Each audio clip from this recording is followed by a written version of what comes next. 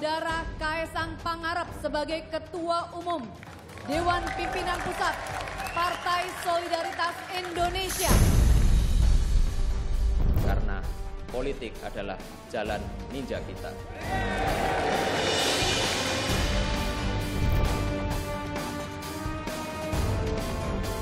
Di dalam keluarga saya sudah terbiasa seperti itu, bahwa minta doa restu orang tua ya saya restui.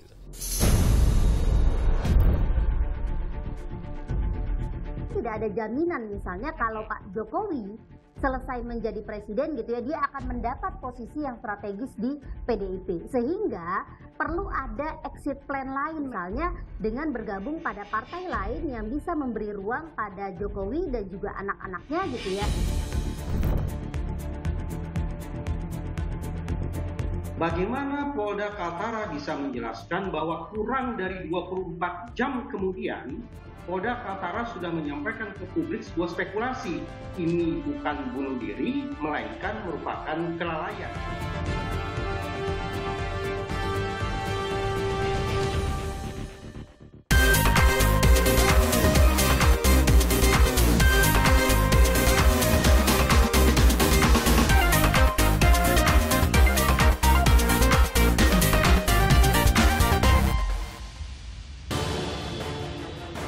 Geliat pemilihan umum mulai menampakkan koreografi dengan lenggak-lenggok khas politisi.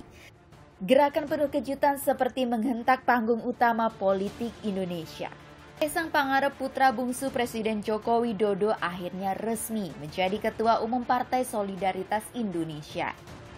Surat keputusan Dewan Pembina tentang pengangkatan Saudara Kaesang Pangarep sebagai Ketua Umum Dewan Pimpinan Pusat Partai Solidaritas Indonesia.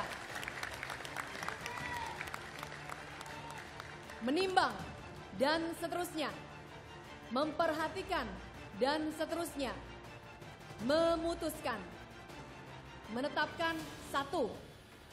Pengangkatan Saudara Kaesang Pangarep sebagai Ketua Umum Dewan Pimpinan Pusat Partai Solidaritas Indonesia. DPP PSI periode 2023-2028. Merapat dan proses kilat terpilihnya Kaesang sebagai Ketua Umum PSI menarik dicermati. Mengapa akhirnya terjun ke politik? Terus terang, saya masuk politik itu ya salah satu inspirasinya bapak saya sendiri. Beliau ini orang yang sangat saya cintai dan saya hormati. Saya ingin mengikuti jejak beliau untuk berpolitik untuk kebaikan. Saya ingin ikut berjuang menghapus pesimisme dan sinisme terhadap politik. Saya ingin kita anak-anak muda mulai menyalakan lilin, berhenti mengutuk kegelapan karena politik adalah jalan ninja kita.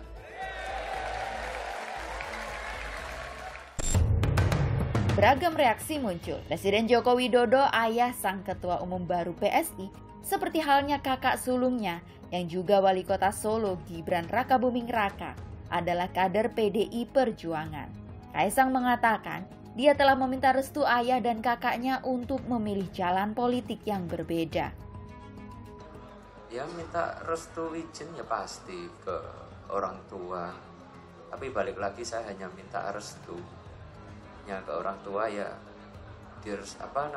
balik lagi, tapi kan saya udah berkeluarga sendiri. Yang paling utama adalah saya mendapatkan restu dari istri saya. Kalau tadi dibilang harus satu partai satu keluarga, buat dilihat nanti mau tak liatin kakak saya kartu keluarga saya cuma ada saya dan Erina Sofia Gudono. Di dalam keluarga saya sudah terbiasa seperti itu, bahwa kalau sudah berkeluarga, sudah punya istri, sudah punya rumah sendiri, ya harus tanggung jawab, harus mandiri. Apa yang sudah diputuskan pasti sudah dihitung, baik buruknya dihitung risikonya. Ya minta doa restu orang tua ya saya restui.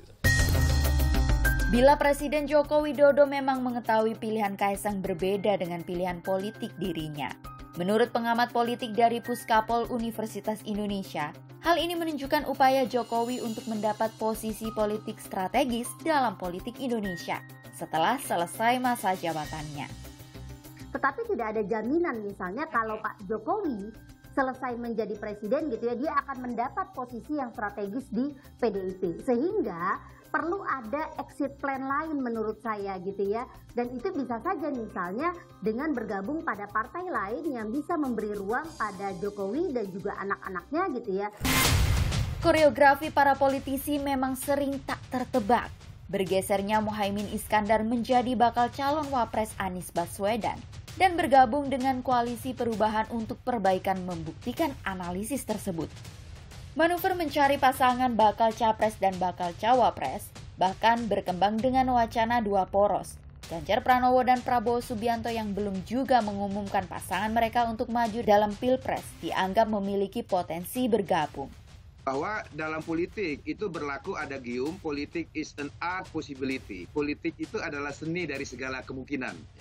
Maka kalau dilihat dari wacana Ganjar Prabowo itu, menurut saya ada 5 faktor determinan yang akan menjadi faktor yang memutuskan apakah duet itu mungkin terjadi atau tidak terjadi. Faktor yang pertama adalah faktor Ibu Megawati Soekarno Putri.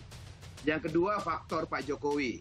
Yang ketiga faktor Pak Prabowo. Kemudian yang keempat faktor Pak Ganjar Pranowo. Dan yang kelima adalah faktor ketua umum partai politik pendukung pemerintahan Kabinet Indonesia Maju.